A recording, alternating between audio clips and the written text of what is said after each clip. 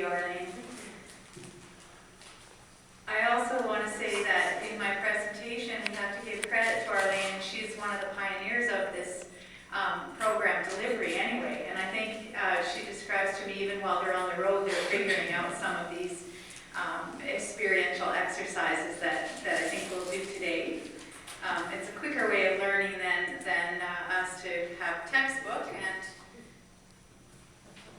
I just need to rearrange a few things here.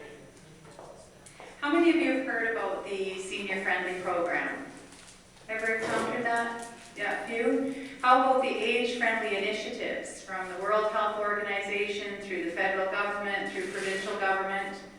Anyone come around your community from the provincial government and said, have you guys started working on your age-friendly initiatives? So just kind of keep that on your radar, because you'll probably be hearing more of that as we have a beautiful gray wave coming. Has anyone heard that? Yes. Is anyone here a part of that wave? Any baby boomers in the room?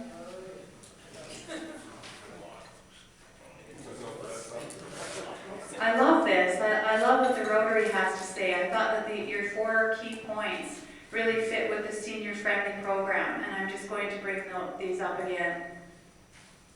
Is it true? So you can run this information through that filter and say, is what she's saying, is it true?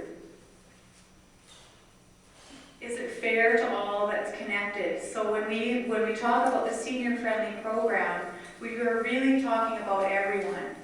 That if you think about your most frail person in your community, and not all of us will become very frail and completely dependent, but some of us will. And so we say, and if we program for them, we consider everyone, but if we only program for, say, the youngest children, it doesn't work the other way. So we kind of keep that in mind. Is this inclusive? Does it build goodwill and friendships? Absolutely. This program was first really designed to teach businesses and community groups and organizations how to be senior friendly, how to think about what it might be like to serve someone who has some challenges. And we're going to work through that a little bit. And again, is it beneficial to all that's connected? So I would say that as a business owner, or a healthcare facility, a minister of a church, this particular business that we're in right now, if people think about these principles, you are going to have a much happier staff, and you will start to be known as, there's something funny about that place, where you just walk in and you feel really special. You just feel like people care about you. So I think one of the nuggets within this program is it helps to shift attitudes, and it addresses ageism. And ageism is a big issue, and we want to pay attention to that as we're training. So what we do is, with the Alberta Council on Aging, we will do presentations like this for groups who are interested in knowing more about senior friendly. And we also have a Train the Trainers program, so that people can bring on their own trainer on site and watch the shift start to happen. You can have full designation as a business, and we'll talk a little bit more about that as well. I do have some resources on the table when you leave, if you would like. We've developed some of our materials to be absolutely free. We just want people to have this awareness. And then at a low cost is the training. And so we just, our business as a nonprofit is we want to improve the quality of life for seniors. So this is I'd say this would be our core business unit. So we're going to talk a little bit about why be senior friendly. And again, if you look at your 4 key points, the answer is right there. We're going to learn a little bit more about seniors. We're going to experience what someone might be going through, or what we might be going through in the future. We want to talk a little bit about customer service and what a personal action plan would look like. I will tell you this I always measure this in any environment I've been in working with seniors, and mostly since I've been 14 years old. I really notice when people are kind, when they wear name tags, when they obviously have thought about you coming, which Arlene did. She just tipped me off. She said, you guys came through the back door, so we did too, but she's waiting at the front door for us. But every one of you, when we came in, were welcoming. And that's huge. And you would think, is that common sense? But common sense doesn't mean the same thing to all people anymore. So we have to really address what it is that makes the environment good. So when we look at the goals of Senior Friendly, we say we want to be more aware of seniors and what they're experiencing and what their needs are. So just a quick point on this where we really want to be walking this talk is when we put our information out, and if a senior or anyone actually representing a senior calls us back and says, have you thought about this? This was my experience. I went to the dentist. It was so cold in there and I had to take my boots and shoes off. There were no slippers. I didn't know I should bring something. And plus I didn't know I would need a blanket. So the environment was so cold to that person that she actually contacted us and said, make sure you remind people of that. So there will be new things that unfold, and really we need to not be saying, oh, we have our list, we're done. It's an ongoing awareness. We definitely want to change our attitudes towards seniors. I don't know how many of you have followed communications like this, but I was a little alarmed this summer when a person had written into the journal and was complaining about the Edmonton Folk Festival, saying, man, all these performers are so old. And it's like, well, look at the crowd. We are, you're the gray wave, and these are the musicians that we revere. I mean, for me to hear Honey Boy Edwards, and he was in his 90s, was a highlight of my life. I don't have an ageism problem. I've always really appreciated seniors. And I'm not saying all seniors are the same, because we're not. But I am saying is that we need to catch the ageisms. And so programs like Senior Friendly really do, in a good way, address these challenges. So again, you would want to be able to provide a baseline for your business, that would be applied to everyone. And ultimately, our interest with the Alberta Council on Aging is we very much want to continue to improve the quality of life. So the great thing that the pioneers of this program don't know how well they set us up with this current time, because this was developed by seniors in the late 90s. And now we can align ourselves to this age-friendly initiative, which is very important. Plus, out of that, we have social policy, which we can speak to our health minister about. If we are to age well in our homes, if we are to have age-friendly communities that are inclusive to all of us, then all levels of government have to be able to respond to what that looks like in terms of infrastructure and staffing and communications.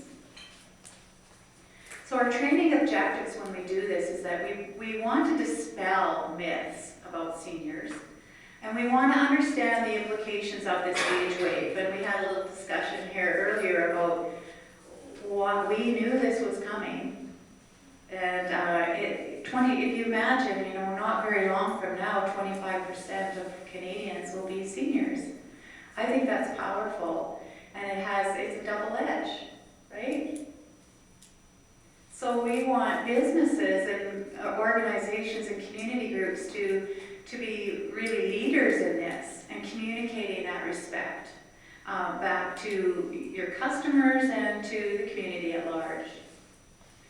And again, discovering seniors' needs is very powerful. When we're younger, we don't realize how some of these challenges will impact.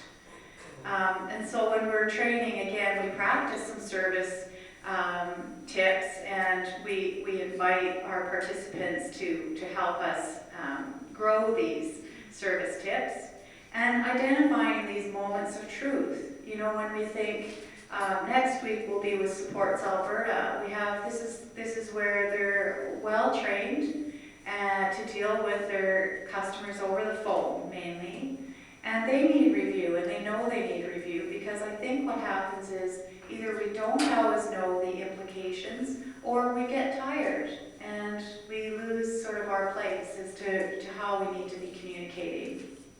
So we want to develop best practice. Let's do some myth slaying. Anybody here have a favorite myth on seniors? One of them that I think is great is that seniors don't have sex. Well, I was going to ask you about the dirty old men comment. Yeah. Well, Can we eliminate that? yes, we definitely, part of how we dispel myths like that is we don't be dirty old men ourselves. And actually we learn a good communication to understand where that might be coming from, right? It could be coming from a person who has a type of dementia and they don't have that good filter. But it's also learning as a service provider how to speak to that, how to work with that. I think another myth that is really important is that all seniors are rich or all seniors are poor, right? Can you think of any others? How about this? Do we think that seniors as they age are helpless, kind of hopeless? Do we fear it? Do we go into our aging victoriously, like, here we go? Or do we sort of think, oh my gosh, not this now? Depends on the day. Depends on the day. How about this one? Seniors are too old to contribute to society. One of my best friends ever in my entire life is 99 years old. She just turned 99. She says the smartest thing. She does not mince words. She is always just to the point because she has all this life experience. And she's so beautiful with younger people. And it's a gift. And even though she is finished, she would rather not be here any longer because her body is creating a lot of pain. She still will give. She still will appreciate a visit and contribute with this great wisdom. I think another one too, imagine that you're a room full of younger people that haven't experienced the aging of your parents and some neighbors and whatnot, is that that all seniors live in nursing homes, or we all will live in a nursing home, right?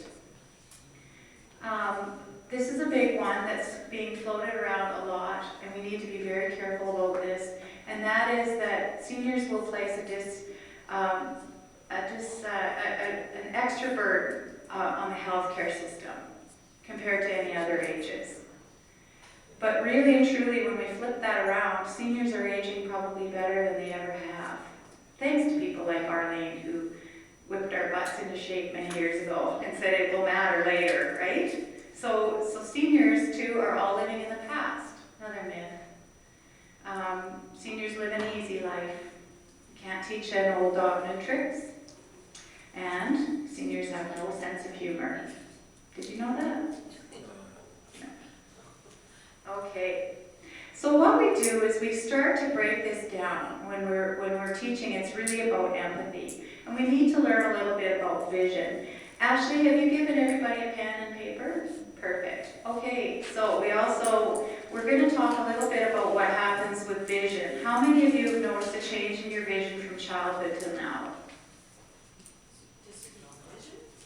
Vision, yes. So if you think about this, everything in terms of vision is important.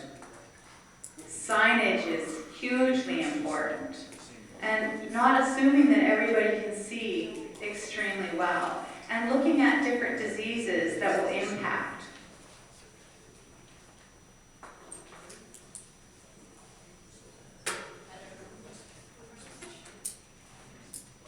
I'm just going to have Ashley just pass these around the tables just so you can have a quick look at what some of these diseases do to the vision. And then I'm going to have Arlene come along and give you some new eyes. Well, I come up to get the new eyes. If you want to sense, because I work with the NIV, what it would be like to have glaucoma if you were to make a little tunnel with your hands and then peer around the room, you would see what is seen or not seen. And then the other thing with macular degeneration, very common one of aging, just put your finger out a little, just sort of into the front and look across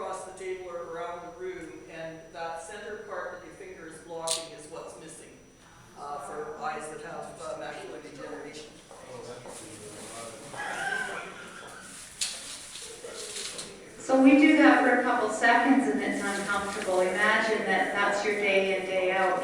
So just try your new life with your new glasses. Maybe write your name down on a piece of paper. Pass your paper to your neighbor,